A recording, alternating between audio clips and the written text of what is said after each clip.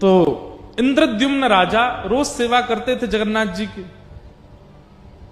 एक दिन जगन्नाथ जी प्रसन्न हो गए और प्रसन्न होकर के इंद्रद्युम्न राजा से बोले, कुछ मांगो, तुम्हें कुछ देना चाहता हूं। इतने में पत्नी आकर के भी बैठी तो जगन्नाथ जी बोले, तुम भी मांगो। वैसे तो ऐसा होता है कि दंपति एक वरदान मांगे, लेकिन तुम दोनों अलग अलग मांगो, जो मांगोगे सो दूंगा। इंद्रद्युम्न राजा ने नेत्र बंद करके क्या मांगा, ऐसा आश्चर्यजनक मांगा जगन्नाथ जी से। वो कहता है कि हे नाथ, ऐसी कृपा करना, मेरा वंश वर्धन ना हो, मेरा वंश बस मुझ तक ही रहे, मेरे बाद कोई हो ना। जगन्नाथ भगवान बोले, इंद्रद्युम्न राजा, ये कैसा वरदान मांग रहे हो? सब लोग अपना वंश आगे बढ़ाना चाहते, तुम कहते वंश ही ना बढ़े। इंद्रद्युम्न राजा बोला कि नाथ, मुझे भय है कि जैसा प्रेम, जैसी भक्ति मेरे चित्त में आपके प्रति है, कहीं मेरे बच्चे, उनके बच्चे या कालांतर में जाकर के उनकी पीढ़ी में अगर वो प्रेम नहीं आया तो लोग बाग क्या कहेंगे, ये बिल्कुल जगन्नाथ जी से प्रेम नहीं करते। कौन है? बोले इंद्रद्युम्न राजा का वंशज है। तो मुझे बहुत पीड़ा होगी। मेरा जैसा प्रेमी मेरे वंश में होगा इसकी मुझे गारंटी नहीं है, इसलिए मेरा वंश बढ़े ना, यहीं रुक जाए, मुझ पे ही अंत हो जाए, ऐसी कृपा करो।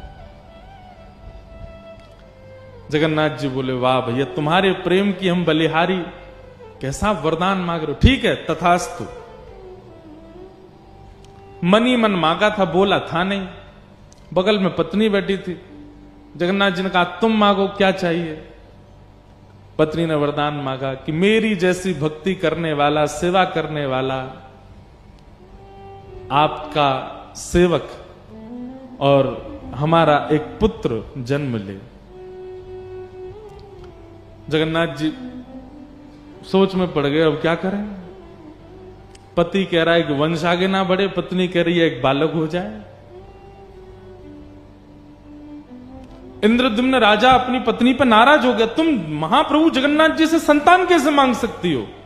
तुम संसार की वस्तु मांग कैसे सकती हो महाप्रभु जी से? अरे तुमको जो रुचिकर लगा तुमने मांगा, मुझे जो रुचिकर लगा मैंने मांगा। एक संतान तो चाहिए। मां को तो तभी सुख मिलता है, ब्याह के बाद उसको इच्छा होती है कि मेरे गोद में मेरा बालक हो। महाप्रभु जगन्नाथ जी बोले, तुम लोग झगड़ो मत, मेरी टेंशन दूर करो। ये दो अलग अलग चीजें मांग रहे हो, तुम कहते हो संतान ना हो, ये कहती है एक संतान हो, कैसे होगा पूरा? इंद्रद्युम्न राजा बोला, आपको मेरी बात माननी पड़ेगी। गुंडीचा बोली, नहीं नहीं, मेरी बात माननी पड़ेगी, भात दाल तो मैं ही बना के लाती हूं आपके लिए। महाप्रभु जी बोले, अच्छा रुक जा रुक जा रुक जा, हम तुम दोनों की इच्छा पूरी करते हैं। बोले क्या? इंद्रद्युम्न ने मांगा कि उसके संतान ना हो, नहीं होगी। और गुंडीचा आप कहती हैं कि आपको एक पुत्र हो, तो आज से लेकर के जब तक इस पृथ्वी पर सूर्य चंद्र का प्रकाश है, मैं ही आपका पुत्र हूं। और मां, आपके मन में आ रहा होगा कि मैं तो परमात्मा हूं और मैं तो जगन्नाथ बन के बैठा हूं दुनिया को दर्शन देने के लिए, और भगवान जब दर्शन में ही व्यस्त हैं तो मां को समय कब देंगे? आप चिंता मत करो, बस ये समझिएगा, मैं दूंगा थोड़ा ही समय, लेकिन दूंगा।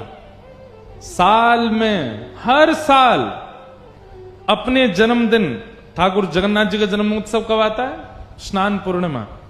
स्नान पूर्णिमा के 15 दिन बाद रथ पर बैठ करके मैं स्वयं आऊंगा गुंडीचा आपके स्थान पर, और वहीं आपके हाथ के दाल भात खाऊंगा, आपके हाथ का रसगुल्ला पाऊंगा।